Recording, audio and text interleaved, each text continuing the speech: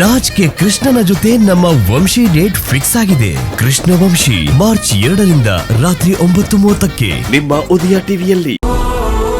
ನೋಡು, ನಾನಲ್ಲಿ ನನ್ ಗಂಡನ್ ಮನೆಗೆ ಹೋದ್ರೆ ಅಲ್ಲಿರೋರು, ಆ ಊರಿನ ಜನ ಎಲ್ರೂ ನನ್ ಬಗ್ಗೆ ತಪ್ಪಾಗಿ ಮಾತಾಡ್ತಾರವ್ವ. ನೋಡವ್ವ, ನಾನ್ ಅವತ್ ಹೇಳಿದ್ದು ಒಂದೇ, ಇವತ್ ಹೇಳ್ತಿರೋದು ಅದೇ. ನಾನ್ ನನ್ ಗಂಡನ್ ಮನೆಗೆ ಹೋಗಿ ಜೀವನ ಮಾಡ್ಬೇಕು ಅಂದ್ರೆ ಮೊದ್ಲು ನನ್ ತಂಗಿ ಯಾವುದೇ ತಪ್ಪು ಮಾಡಿಲ್ಲ ಅಂತ ಎಲ್ರಿಗೂ ಗೊತ್ತಾಗ್ಬೇಕು. ಆಗ್ಲೇ ಅವ್ವ ನಮ್ಗೂ ನಮ್ಮ ಮನೆಯವ್ರಿಗೂ ಒಂದ್ ಗೌರವ ಸಿಗೋದು.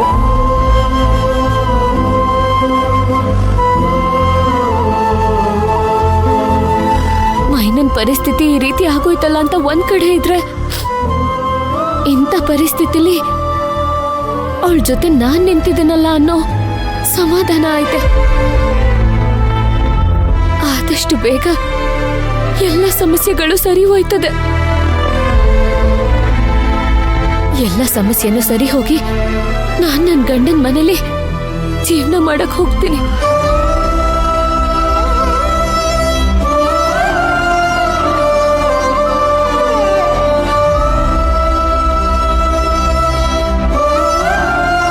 ಅವ್ವ, ಒಂದ್ ಹೆಣ್ಣು ತಗ್ಗಿ ಬಗ್ಗಿ ಇರ್ಬೇಕು ನಿಜ, ಆದ್ರೆ ಬೇರೆಯವ್ರ ಮನೇಲಿ ತಲೆ ತಗ್ಸೋ ಹಾಗಿರ್ಬಾರ್ದು.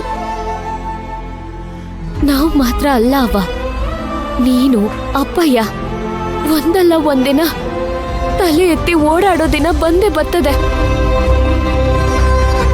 ಅಲ್ಲಿವರೆಗೂ ನೀವಿಬ್ರು ತಾಳ್ಮೆಯಿಂದ ಇರ್ಬೇಕು. ಆಯ್ತು ಕಣ್ರವ್ವ, ನೀವಿಷ್ಟ ಹೇಳುವಾಗ ನಮ್ಮ ಮಕ್ಳ ಮೇಲೆ ನಾವೇ ನಂಬಿಕೆ ಮಾಡ್ಲಿಲ್ಲ ಅಂದ್ರೆ ಹೆಂಗೆ? ಹಂಗಂತ ನೀವು ಸಾನೇ ಯೋಚನೆ ಮಾಡಕ್ ಹೋಗ್ಬೇಡಿ, ನೆಮ್ಮದಿಯಿಂದ ಇರ್ರಿ. ಅರ್ಥ ಆಯ್ತಾ? ಆಯ್ತವ್ವ, ಅಪ್ಪ ಇನ್ನು ಕೇಳ್ದೆ ಅಂತ ಹೇಳು. ಅಪ್ಪ ಏನ್ ಚೆನ್ನಾಗಿ ನೋಡ್ಕೊ.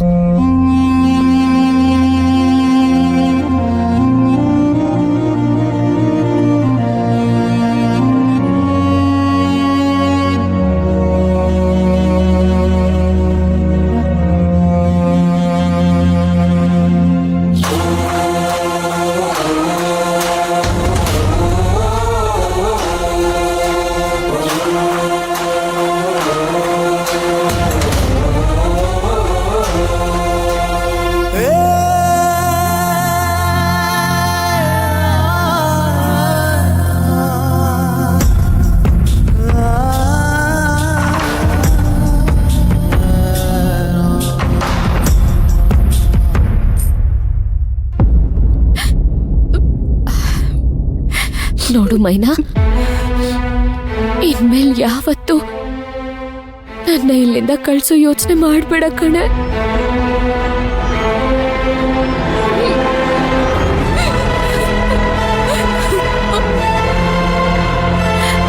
ನೋಡು, ನಿನ್ ಸಮಸ್ಯೆ ಸರಿ ಹೋಗೋವರೆಗೂ ನಾನ್ ನಿನ್ ಬಿಟ್ಟು ಎಲ್ಲಿಗೂ ಹೋಗಲ್ಲ.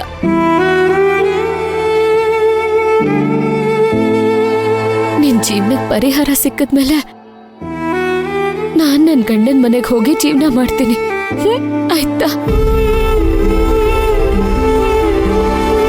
ಇನ್ಮೇಲಿಂದ ನೀನ್ ನನ್ ಬಗ್ಗೆ ಯೋಚನೆ ಮಾಡೋದ್ ಬಿಟ್ಟು ನಿನ್ ಸಮಸ್ಯೆ ಬಗ್ಗೆ ಏನ್ ಮಾಡೋದು ಅಂತ ಯೋಚನೆ ಮಾಡು, ಆಯ್ತಾ?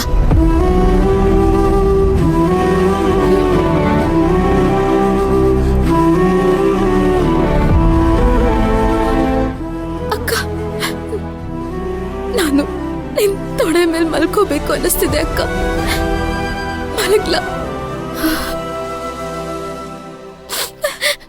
ಗೊಂಬೆ ಆಡ್ಸೋನು ಮೇಲೆ ಕುಂತವನು, ನಮ್ಗೆ ನಿಮಗೆ ಯಾಕೆ ಟೆನ್ಷನ್ನು?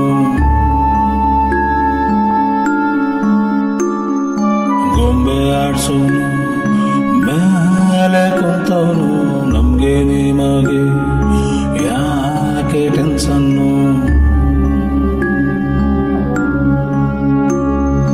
ಲಗ್ಗಾಮು ದೇವರ ಕೈಲಿ ನಾವೇನ್ ಮಾಡೋಣ? ಎಲ್ಲಾರು ಮುಖ ಮುಚ್ಕೊಂಡ್ ಡ್ರಾಮಾ ಆಡೋಣ.